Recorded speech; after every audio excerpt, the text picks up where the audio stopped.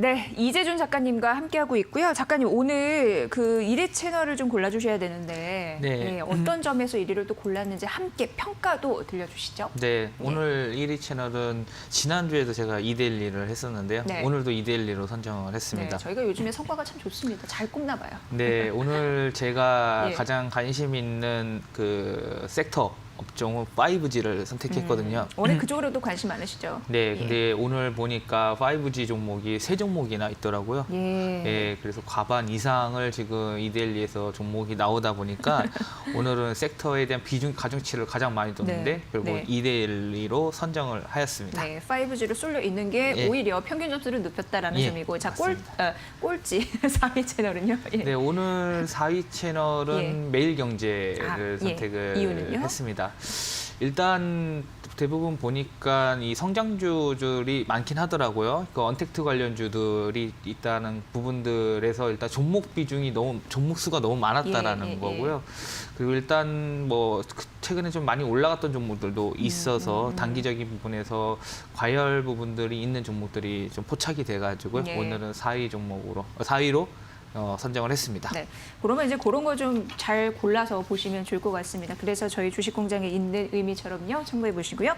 자, 그럼 작가님 오늘 첫 번째 관심주를 선정을 해보도록 하겠습니다. 어디에서 찾아볼 수 있을까요? 네, 오늘 첫 번째 종목은 사막 컨덴서입니다. 사막 컨덴서. 예.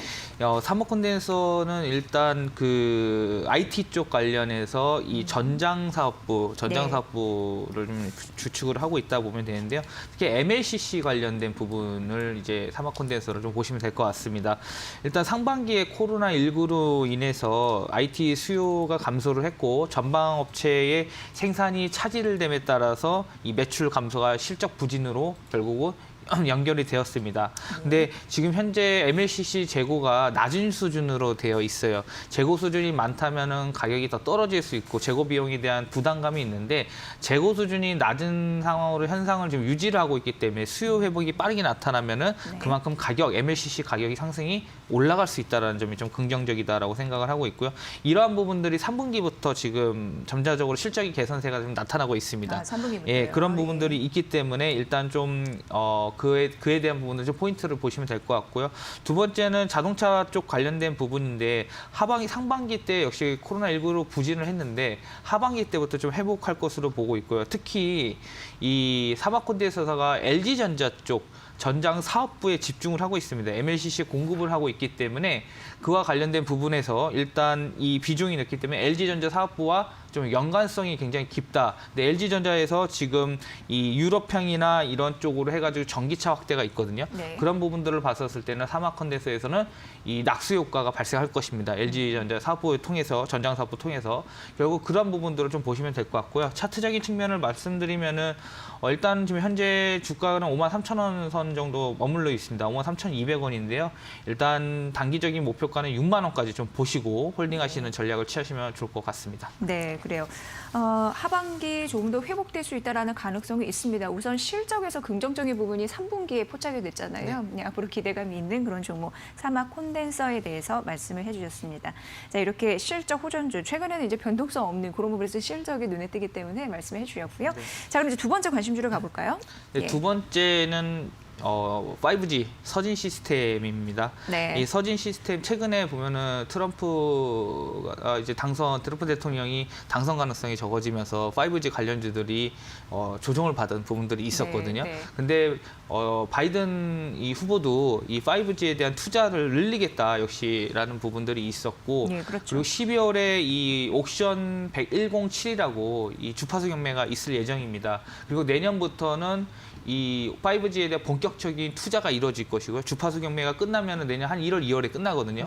그러면 이제 본격적인 투자가 일어날 것으로 보고 있고, 결국 서진 시스템의 가장 큰 매출 부분은 통신 부분입니다. 통신 그렇죠. 부분 쪽인데 대부분 이 실적 관련된 코로나19의 영향을 받아서 이 실적에 대한 부분들이 보류가 됐습니다. 그 매출이 보류가 되니까 지연되다 보니까 그런 부분들이 내년에 좀 본격적으로 좀 발생할 가능성이 굉장히 높다라고 보고 있고요. 원래 코로나19 때문에 통신 이런 부분은 매출은 감소했었겠네요. 그렇죠. 예. 그런 부분들이 있고요. 주요 네. 고객사 흔히 말해서 삼성전자가 버라이즌 쪽에서 수주를 5G 통신 장비 수주를 했죠.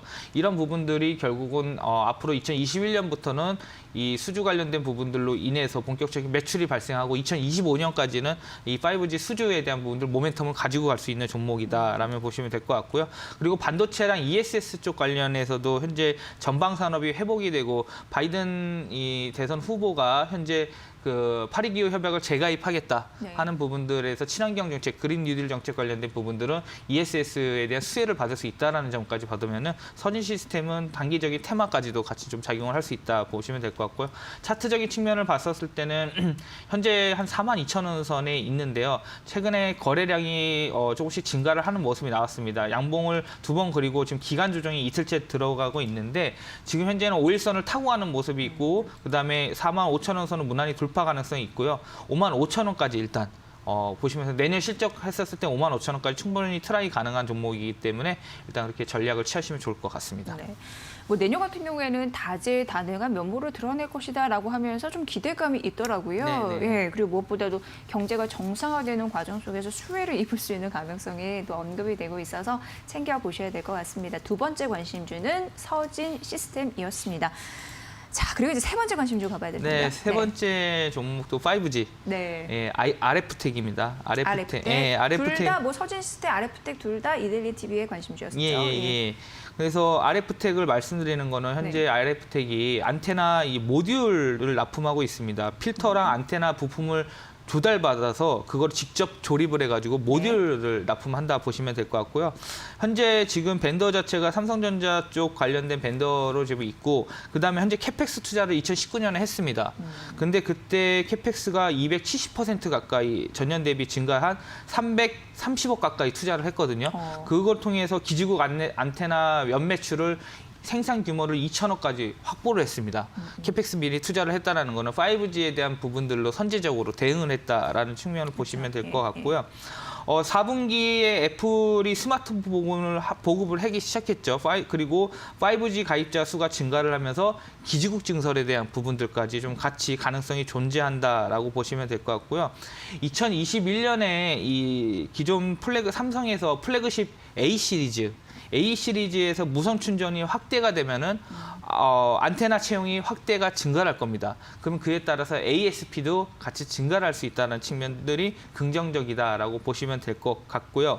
그다음에 2019년에 필러 업체인 유스피를 흡수합병했는데요. 해외 필러는 판매 감소 영향으로 매출이 감소를 했었습니다. 그런데 3분기부터 점차 회복하고 있는 모습들이 나타나고 있고요. 그리고 RF텍 자회사인 RF 바이오가 있죠.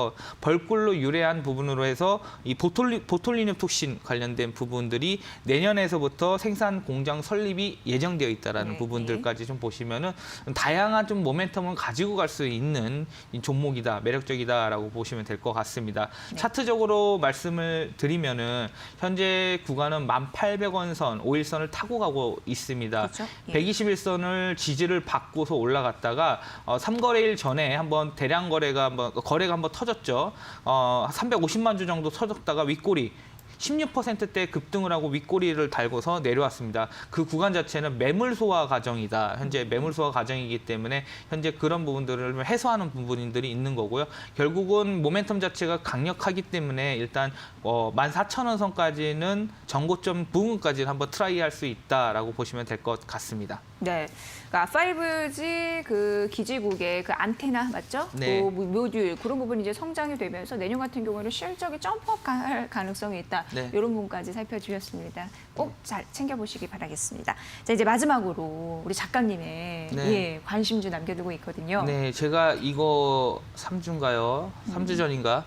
이 종목을 관심주로 갖고 왔습니다. 3주 전에요? 예, 네. 근데 그때 관련 한 2만 원 선이었었어요. 예. 네, 오늘 얘기할 뭐죠? 종목이 대한항공입니다. 대한항공. 예, 그때 네. 포스트 코로나 대비하자라는 부분에서 얘기를 드렸었는데요. 네. 일단 대한항공이 잘하고 있는 거는 여객기 쪽에서 좋지 않은 부분들을 화물기로 대체하면서 아직까지는 그거는 반짝반짝인 것 같아요. 예, 교체 수요를 평가도 하면서 좋고. 예. 관련돼서 실적이 다른 항공주들에 비해서 선방을 했다라는 측면이었거든요. 근데 3분기 실적을 좀 살펴보니까 매출액이 1조 5,500억, 그다음에 영업이익이 한 76억으로 해서 흑자를 기록했는데 영업이익에서 시장 기대치에 비해서는 좀 미치지 못했습니다. 왜냐하면 3분기에 화물 운임 쪽 관련해서 조정에 따른 매출 감소로 고정비가 부담이 확대가 됐다라는 점에서 일단은 주 요인으로 좀 보시면 될 것 같고요. 네.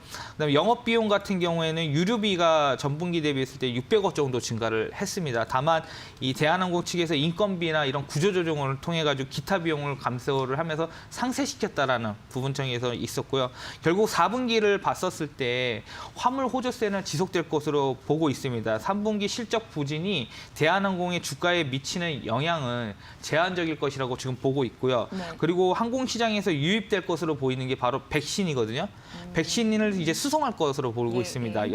화물기를 통해서 물량이 약 80억 도주 정도 되는데 이 부분들이 연간에서 3%에서 6%, 한 5%가량의 수요를 견인할 수 있는 부분이다. 화물 통해 가지고 수요를 견인할 수 있는 부분인 거고요. 2021년에도 화물 호조는 지속될 것으로 보고 있습니다. 그리고 이제 관군제다 보니까 지금 코로나가 다시 재확산이 증가를 함에 따라서 네. 이 국가 간의 통제가 있어서 또 단기간에 이런 부분들이 투자 심리가 안 좋을 것으로 보고 있긴 한데 오히려 그런 부분들에서 주가가 조정이 나타난다면 오히려 매수 기회를 잡으시고 이 내년을 좀 보시면서 접근을 하시는 부분들이 좋을 것 같습니다. 그래서 차트적인 측면을 말씀드리면은 지금 정별로 이제 이평선이 정별로 좀 돌아섰다라고 좀 생각을 하고 있고요. 매수가는 25,000원을 말씀을 드리고요. 그다음에 목표가는 24,500원. 전고점을 일단 돌파를 하고 대략 한 10% 정도 더 올라갈 수 있다라고 좀 보고 있고요. 손절가는 15,000원 제시해드리도록 하겠습니다. 네, 이거 하나만 좀 간단하게 여쭤볼게요. 미국 LA 월쇼 호텔 요거 지분 매각 협의를 중단했다. 이거 괜찮을까요? 이 대한항공 주가 상황으로는? 일단은 이 부분 관련해서는 예. 구조 조정을 해가지고 좋지 않은 것들을 매각을 했다는 거는 오히려 펀더멘털이 더 좋아질 수 있는 부분들에서는 좀 긍정적으로 볼 수 있을 것 그래요? 같습니다. 예. 오히려. 예. 예. 네, 자 대한항공까지 알아봤습니다. 매수 단가 여기 나가고 있죠. 이 부분도 함께 참고해 보시면 될 것 같습니다. 이재준 작가와 함께했습니다. 고맙습니다.